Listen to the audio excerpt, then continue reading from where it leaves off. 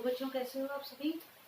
आज हम पढ़ने वाले हैं क्लास 9 के लिए। हमारा जो चैप्टर पिछली क्लास में हम कंटिन्यू कर रहे थे, fundamental unit of life, class number 3 है आज। और आज हम कोशिश करेंगे कि इस चैप्टर को हम कंप्लीट करें। पिछला चैप्टर पिछली क्लास में आपने पढ़ा होगा इस चैप्टर के बारे में कि हम सेल को 1 बाय 1 डिस्क्राइब कर रहे हैं। इसके अंदर जो जो ऑर्गेनेल्स पाए जाते हैं उनको पढ़ रहे हैं। जैसे कि लास्ट जब हमने टॉपिक को छोड़ा था, क्लास को खत्म किया था लास्ट क्लास में, तो हमारा जो लास्ट टॉपिक था वो शायद ये था,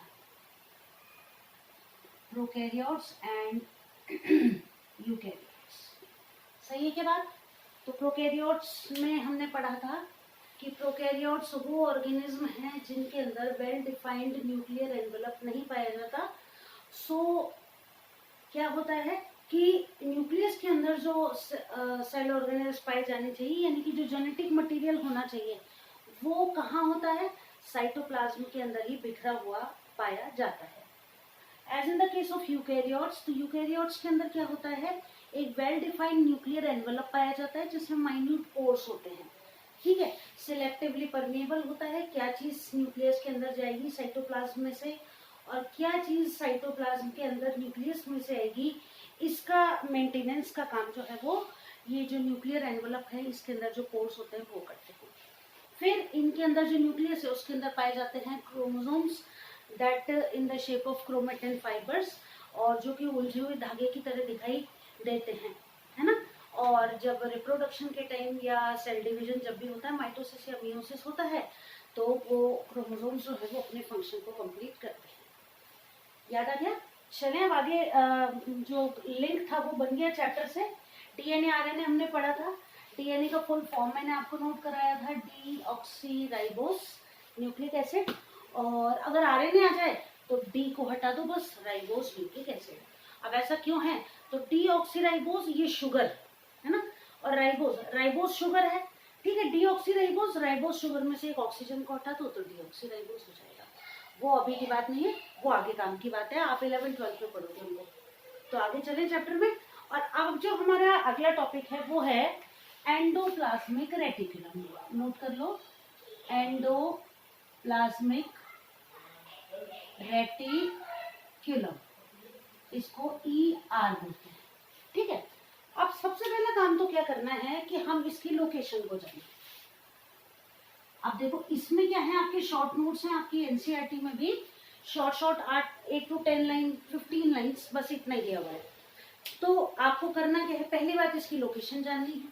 ठीक है, कहाँ मिल रही है, और दूसरी बात ये क्या कर रही है, बस आपके काम की चीज इतनी है। ठीक है, तो चलो आगे बढ़ते हैं।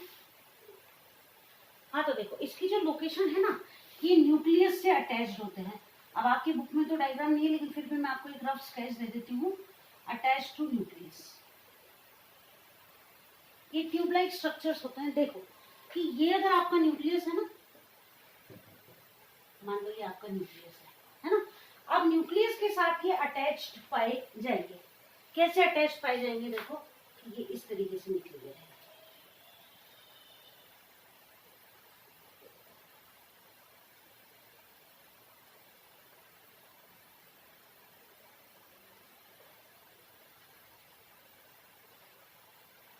समझ में आ रहा है, ये ट्यूबलाइट स्ट्रक्चर्स दिख रहे हैं। अब इनके अंदर भी बीच में ल्यूमेन पाई जाती है। ल्यूमेन मतलब खाली जगह, ये ऐसा नहीं है पूरा भरा हुआ। तो ऐसा समझो भाई ये कि कोई कैविटी है ना, बीच में इसके जगह है।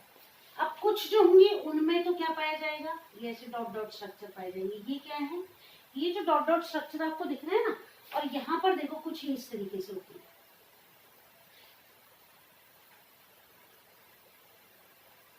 अच्छा, आप मेरे को एक बात बताओ आप कि क्या इनके स्ट्रक्चर में आपको कुछ अंतर दिखाई दे रहा है। ये हमारा न्यूक्लियर एनवेलप हो गया, हमारे है ना, डबल लेयर्ड होता है। ये मैंने पोरस बना दिया इसको, है ना, छोटे छोटे छेद दिखाई दे रहे हैं आपको। अब देखो, तो ये तो हो गया हमारा न्यूक्लियस। ये सिर्फ इसलिए कि आपको थोड़ा रफ आइडिया मिल जाए कि ये एंडोप्लाज्मिक रेटिकुलम न्यूक्लियस से कैसे जुड़ी हुई है। अब इन पर क्या है, ये छोटे छोटे डॉट्स हैं। ये डॉट्स जो है ये क्या है, राइबोसोम्स। अभी आगे बढ़ते हैं अपन इनके बारे में, राइबोसोम्स। ठीक है, अब ये जो एंडोप्लाज्मिक रेटिकुलम है ना, इन राइबोसोम्स के कारण दो तरह की होती है। कौन कौन से दो टाइप्स होते हैं इसके, वो नोट करो। तो इसके टाइप्स जो है वो है, पहला है इसको मैं ए लिख देती हूँ, SER। What does it mean? तो ये हो गया smooth endoplasmic reticulum. Second one is RER। R से आप लिखोगे रफ एंडोप्लाज्मिक रेटिक्यूलम। बताओ इतना काम तो हो गया क्या? हो गया। चलो अब आगे देखो, डायग्राम को नोट कर लो अगर लग रहा है ठीक तो। अब देखो ये वाली जो है ना, इन पे डॉट्स दिख रहे हैं आपको? नहीं दिख रहे। इसका मतलब ये कौन से एंडोप्लाज्मिक रेटिकुलम है? स्मूथ। SER लिख दूं तो चलेगा? तो यहाँ पर आपको राइबोसोम्स नहीं दिख रहे, इसलिए ये स्मूथ एंडोप्लाज्मिक रेटिकुलम। यहाँ पर आपको राइबोसोम के पार्टिकल्स दिखाई दे रहे हैं, सो this is RER, that means rough endoplasmic reticulum. अब सबसे पहले ये जानिए राइबोसोम्स क्या है। तो देखिए जो राइबोसोम्स होते हैं ना, इनका काम नोट करो, वेरी इंपॉर्टेंट। दिखाई दे रहा है ब्लैक बोर्ड? चलो, तो राइबोसोम का फंक्शन क्या है ये नोट करो। Ribosomes are the place for protein synthesis. Note कर लो, बहुत इंपॉर्टेंट। क्या काम है राइबोसोम्स का? प्रोटीन सिंथेसिस को कंप्लीट करना। नोट कर लो। मैं इधर हो जाती हूँ ताकि आपको आराम से दिख जाए। ठीक, अब ये जो राइबोसोम्स है ना, ये क्या कर रहे हैं? प्रोटीन बना रहे हैं। अब ये प्रोटीन जो बन रहा है, ये इनके थ्रू ट्रांसफर होकर और सेल्स के सभी पार्ट्स के अंदर जा रहा है। ठीक है, क्लियर हो गई बात? राइबोसोम्स का काम हमारा कंप्लीट हो गया। अब हम आगे बढ़ते हैं कहाँ पर? हमारी स्मूथ एंडोप्लाज्मिक रेटिकुलम पर। डायग्राम बना लिया, मिटा दो, चले आगे। चलो, तो अब हम आगे पढ़ते हैं SER और RER के फंक्शंस को पढ़ते हैं। यहाँ तक क्लियर है? लोकेशन इसकी सेट हो गई दिमाग में कि कहाँ पर पाया जाता है। अब जैसे ही कोई बोलेगा एंडोप्लाज्मिक रेटिकुलम, तो ये डायग्राम थोड़ा सा आपको क्लिक हो जाएगा और लग जाएगी यार वहाँ न्यूक्लियस के पास में था और दो तरह का था, एक रफ था एक स्मूथ था। रफ के अंदर छोटे छोटे पार्टिकल्स थे और वो काय के थे? राइबोसोम्स के, जो कि क्या काम कर रहे थे? प्रोटीन सिंथेसिस कर रहे थे। स्मूथ वाली जो थी उस पर ये पार्टिकल्स नहीं थे, यानी कि स्मूथ वाली का काम प्रोटीन सिंथेसिस नहीं है, लेकिन फिर भी स्मूथ भी काम कर रही है। वो क्या काम कर रही है वो नोट करते हैं। तो चलो आगे बढ़ते हैं। अब हम पढ़े SER। डायग्राम में मिटा रही हूँ। चलो SER के फंक्शंस को नोट करते हैं। अब देखो ये जो SER है ना, अब ये प्रोटीन सिंथेसिस नहीं कर रही, तो भाई ये क्या कर रही है? तो ये प्रोटीन सिंथेसिस जब नहीं कर रही तो ये कर रही है फैट एंड, फैट जो होते हैं ना सेल के अंदर, fat and lipid synthesis. Fat and lipid synthesis. अब ये फैट और लिपिड जो है ना, ये कहाँ काम आ रहे हैं? ये फैट और लिपिड काम में आ रहे हैं हमारे सेल मेम्ब्रेन को बनाने के लिए। और ये जो स्मूथ एंडोप्लाज्मिक रेटिकुलम से फैट और लिपिड्स बन रहे हैं, ये क्या काम कर रहे हैं? सेल मेम्ब्रेन को बना रहे हैं। और वो प्रोसेस जो कि सेल मेम्ब्रेन को बनाने के काम आती है, उसे कहा जाता है cell membrane biogenesis. Cell membrane biogenesis. बताओ क्लियर हुआ कि नहीं? एक बार फिर से बता दूं क्या? देखो, स्मूथ एंडोप्लाज्मिक रेटिकुलम जो है ये प्रोटीन सिंथेसिस नहीं करती है। क्यों नहीं करती बताओ? क्योंकि इस पर राइबोसोम के पार्टिकल्स नहीं पाए जाते हैं। अब ये क्या कर रही है? फैट और लिपिड का सिंथेसिस कर रही है। अब ये फैट और लिपिड जो है ये कहाँ काम आ रहे हैं? सेल मेम्ब्रेन को बनाने के काम में आ रहे हैं। और फैट और लिपिड की मदद से सेल मेम्ब्रेन का बनना, इस प्रक्रिया को क्या कहा जाता है? सेल मेम्ब्रेन बायोजेनेसिस कहा जाता है। अब क्लियर हो गया? चले आगे। तो ये हो गया हमारा सेल मेम्ब्रेन बायोजेनेसिस। अब हमको ये पता चल गया कि और जो रफ वाली है उस पर राइबोसोम है जो प्रोटीन सिंथेसिस का काम करेगी। तो कुल मिला के एंडोप्लाज्मिक रेटिकुलम क्या क्या काम कर रही है सेल के अंदर, वो अब हम नोट करते हैं। तो पहला काम जो एंडोप्लाज्मिक रेटिकुलम का हो गया, ट्रांसपोर्ट ऑफ मटेरियल्स बिटवीन, किन किन के बीच में याद कर लो, पोजीशन याद कर लो, बिटवीन न्यूक्लियस एंड साइटोप्लाज्म। बताओ ठीक है क्या? साइटोप्लाज्म और न्यूक्लियस के बीच में चीजों का आदान प्रदान, जो भी चीज आगे पीछे चाहिए इनको, ठीक है। चलो सेकेंड वन लिखो, provides a surface provides a surface for some, एक आधार प्रदान करती है कुछ किस तरह की रिएक्शंस के लिए, biochemical activities of the cell, biochemical activities of the cell. Note करते जाओ साथ के साथ। एक फंक्शन और इसका नोट करना है आपको, दो तो हो गए, थर्ड वन नोट करो, it detoxifies various drugs and medicines, कई सारी दवाइयां, और ड्रग्स एंड मेडिसिन्स, ड्रग्स तो दवाइयां होगी, पॉइजन्स,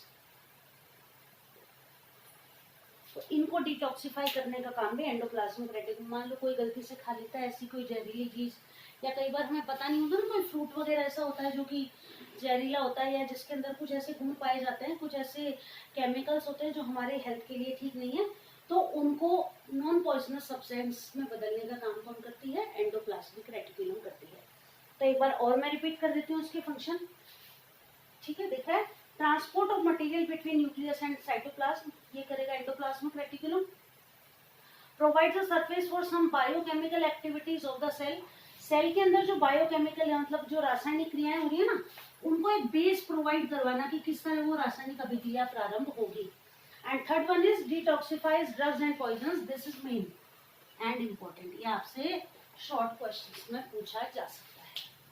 तो बताओ एंडोप्लाज्मिक रेटिकुलम याद हो गया कि नहीं हो गया? पोजीशन इसके मैंने आपको बता दी, एक बार रिवाइज कर लें, देखो जल्दी से रिवाइज कर लो। पोजीशन हो गई इसकी, कहा न्यूक्लियस से अटैच, न्यूक्लियस से अटैच्ड है, ट्यूब लाइक स्ट्रक्चर्स हैं, कुछ पर राइबोसोम्स लगे हुए हैं, कुछ पर राइबोसोम नहीं लगे हुए हैं। जिन पर राइबोसोम लगे हुए हैं उनको कह रहे हैं हम रफ एंडोप्लाज्मिक रेटिकुलम, जिन पर नहीं लगे हुए हैं उनको कह रहे हैं smooth endoplasmic reticulum. Smooth endoplasmic reticulum जो है ये फैट और लिपिड्स का सिंथेसिस करती है, रफ वाली प्रोटीन सिंथेसिस करती है। लिपिड और ये जो है फैट, इनकी मदद से सेल मेम्ब्रेन बनती है, जिसे सेल मेम्ब्रेन बायोजेनेसिस कहते हैं। And these rest are the uses of endoplasmic reticulum. पूरा याद करा दिया, अब जरूरत ही नहीं है बुक में या कहीं और देखने की, आप आराम से इसका शॉर्ट नोट लेके आ सकते हैं। चलो अब काम आता है अगला सेल ऑर्गेनेल, एक कंप्लीट हो गया एंडोप्लाज्मिक रेटिकुलम।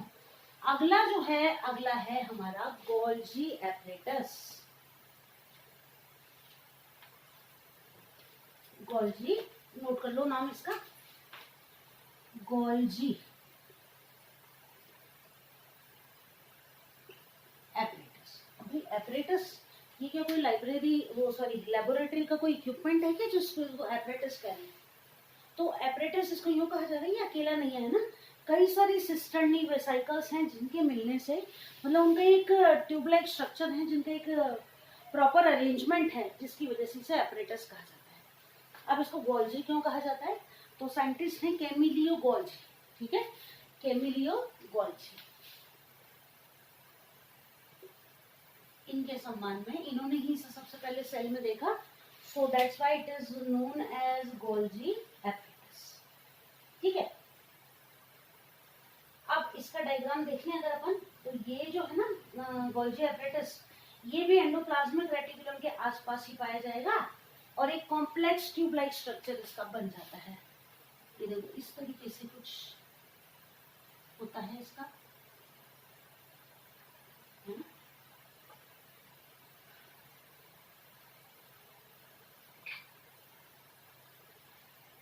ऐसे प्रॉपर अरेंजमेंट होता है।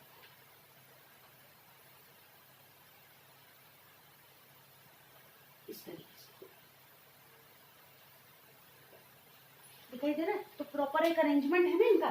अब ये जो अरेंजमेंट है, इसकी वजह से इसे गोल्जी एपरेटस कहते हैं। तो अब देखो ये गोल्जी एपरेटस के आपको दिख रहे हैं ना, ये इनको कहते हैं सिस्टर्नी, ठीक है, ये तो है सिस्टर्नी, ये ट्यूब लाइक स्ट्रक्चर जो आपको दिख रहा है, और ये जो बीच में जगह है इसको कहते हैं ल्यूमेन। ल्यूमेन मतलब गुफा, गुफा मतलब खाली जगह, ठीक है। अब ये जो गोल्जी एपरेटस है ना, काम क्या कर रहा है? तो आपने नाम सुना, पैकर्स एंड मूवर्स कहते हैं अपन, कि हमारा सामान रूम शिफ्ट करना है या घर शिफ्ट करना है, वो आ जाते हैं आपके सामान को एज सच पैक करके विदाउट एनी हार्म और दूसरी जगह पहुंचा देते हैं और वहां भी आपके सामान को अनपैक कर देते हैं। Same function is done by Golgi operators. इसके द्वारा जो किया जाने वाला काम है, ठीक है, ये क्या करता है, सेल के अंदर और बाहर पदार्थों के आने जाने का काम करता है। उनको जैसे ये हो रहा है ना पैक, देखो न्यू पार्टिकल्स आ रहे हैं, तो इनको पैक करके सेल से बाहर निकालना, या कोई चीज ऐसी हो जिसको सेल के अंदर आना है तो उसको सेल के अंदर लाना, ये काम कौन करता है, ये काम करता है गोल्जी ऑपरेटर्स। अब क्या क्या चीजें हैं मेनली, तो उनको हम नोट करते हैं कि क्या क्या चीजें हैं। तो देखो, it stores proteins and fats. Cell के अंदर प्रोटीन और फैट को स्टोर करने का जो काम है वो गोल्जी ऑपरेटर्स के द्वारा किया जाता है, ठीक है। और उसके बाद सेकंड वन लिख लो, packaging of products with the help of vesicles. ये वेसिकल्स नहीं, बीच में जो जगह इनको कहते हैं, तो इन वेसिकल्स की मदद से पदार्थों को क्या करता है, ये पैक करने का काम करता है। तीसरी बात, helps in the formation of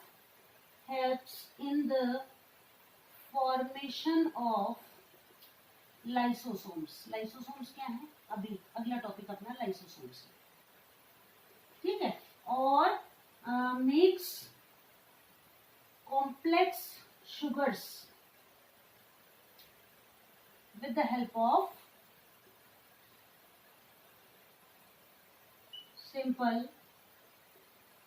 sugars। ये बन गए नोट्स आपके, बस बुक को पढ़ने की जरूरत नहीं। ये लो, हो गया, डायग्राम बना लिया। अब देखो, रिवाइज कर लो जल्दी से। गोल्जी ऑपरेटर्स ढूंढा गया सबसे पहले कैमिलियो गोल्जी के द्वारा, उन्होंने इसको देखा, ट्यूब लाइक स्ट्रक्चर है, अटैच टू एंडोप्लाज्मिक रेटिकुलम है, और जो ट्यूब लाइक स्ट्रक्चर है इनको सिस्टर्नी कहा जाता है।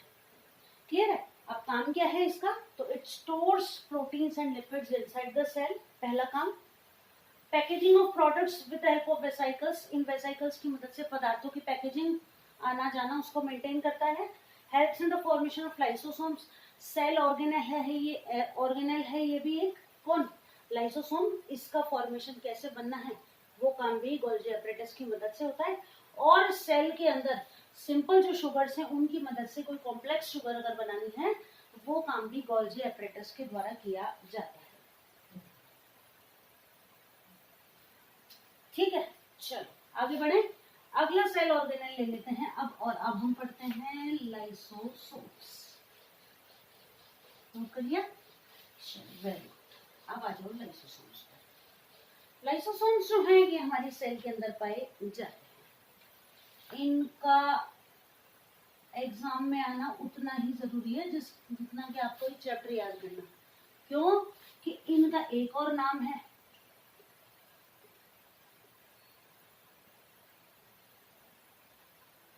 समझ आ रहा है, सुसाइडल बैग्स, हिंदी में इनको कहते हैं आत्मघाती थैली। अब ऐसा क्या कर दिया इसने जो इसको आत्मघाती थैली कह रहे हैं या सुसाइडल बैग कह रहे हैं। अब इसका काम क्या है, देखो कि जैसे अपने गली में नहीं आते वो कचरे वाले, कचरा ले जाते हैं अपना, गली को एकदम साफ सुथरा स्वच्छ कर देते हैं, सेम काम सेल के अंदर लाइसोसोम करता है। सेल के अंदर जितना भी अनवांटेड मटेरियल है उसको खा पी के खत्म करने का काम कौन कर रहा है, लाइसोसोम। प्लस कोई सेल अगर डेड हो जाती है का मतलब कोई सेल, अलग अलग सेल का अलग अलग लाइफ स्पैन होता है ना, तो सेल अगर डेड हो जाती है तो उसको भी खाकर ये हजम कर लेता है, मतलब कि हमारी सेल के अंदर साफ सफाई रखने का काम लाइसोसोम करता है। अब ये ऐसा करता क्यों है, तो देखो इसके अंदर क्या पाए जाते हैं, हाइड्रोलाइटिक एंजाइम्स, ठीक है, इसके अंदर पाए जाते हैं हाइड्रोलाइटिक एंजाइम्स, ठीक है, जिनको आप डाइजेस्टिव एंजाइम्स भी कह सकते हो, हाइड्रोलाइटिक कह दो या डाइजेस्टिव एंजाइम्स पाए जाते हैं। अब ये डाइजेस्टिव एंजाइम्स क्या कहते हैं कि ये लाइसोसोम में डाइजेस्टिव एंजाइम्स को सीक्रेट करता है, है कहाँ ये लाइसोसोम? हमारी सेल के अंदर, साइटोप्लाज्म के अंदर है। अब कोई भी अनवांटेड मटेरियल जब इसको सेल के अंदर दिखाई देता है तो ये उसके पास गया, डाइजेस्टिव एंजाइम सीक्रेट किए और उसको पचाया और एंगल्फ कर लिया, काम खत्म, सेल की सफाई हो गई। अब इसको सुसाइडल बैग क्यों कहते हैं? अब क्या होता है कि इन केस मान लो जब सेल पुरानी हो जाती है, वृद्ध हो जाती है, तो क्या होगा? सेल डेड होगी। जब सेल डेड हो जाएगी तो क्या होगा? सेल बस्ट हो गई, मान लीजिए किसी रीजन से फट गई सेल, तो उस सेल की बस्ट होने पर क्या होगा? ये भी साइटोप्लाज्म में बाहर आ जाएगा और बाहर आकर ये उसी सेल के सेल ऑर्गेनेल्स को खाने लगेगा जिसके अंदर की ऑलरेडी एग्जिस्ट करता था। भाई कोई सेल है, इसके सेल ऑर्गेनेल्स सारे बाहर निकल गए, ये यहाँ निकल गए, ये सारे सेल ऑर्गेनेल्स यहाँ आ गए बाहर। अब इनके अंदर ही क्या है? एक लाइसोसोम है। अब ये लाइसोसोम इन सेल ऑर्गेनेल्स को ही खाने लगेगा, तो ये आत्मघाती, मतलब जिस सेल के अंदर खुद था उसी की चीजों को खाना शुरू कर देगा। So this is known as suicidal bags of the cell. ठीक है,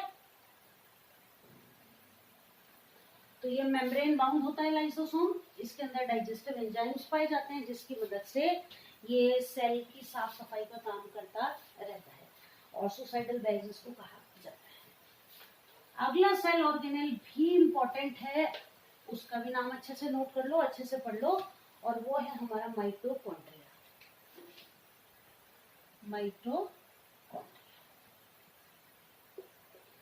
माइटोकॉन्ड्रिया देखा था आपने? चप्पल स्लीपर के जैसा इस तरीके से बनाते हैं इसको, याद हो तो आपको। और क्या होता है? ये इस तरीके से देखो,